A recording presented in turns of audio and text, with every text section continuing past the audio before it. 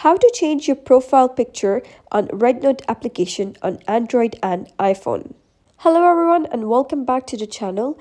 In today's video, I'm going to show you how you can change your profile picture on REDnote application on iPhone and Android. So let's get started.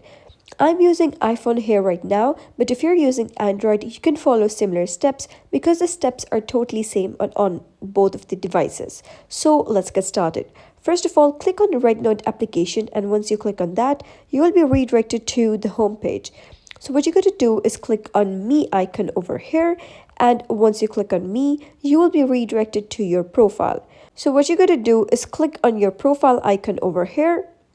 And once you click on your profile, there will be a couple of options that says either upload new avatar, create AI avatar, or get avatar accessory. So if you wish to upload a picture from your gallery, you're going to click on upload new avatar. If you want to create an AI avatar, just click on this. Or if you want any accessory, you can just click on this. Now, for example, I wish to upload a picture from my gallery. So I'm going to click on upload new avatar. And then here, you'll be able to see all of the pictures that are in your mobile gallery right now. So you're going to choose one picture.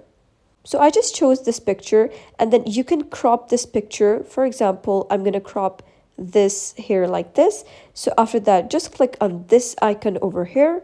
And soon you'll be able to see something like this that says congratulations on receiving your newcomer card. So if you wish to post this, you can just click on start posting, or if you wish to save this card, you can just click on save. So I just don't want to save or post it right now, so I'm just going to click on cross, and over here you can see that my profile picture has successfully been changed. So that was how you can change your profile picture on REDnote application on Android or iPhone. So if you found this story helpful, give it a thumbs up and don't forget to subscribe for more helpful tutorials. I'll see you in the next video.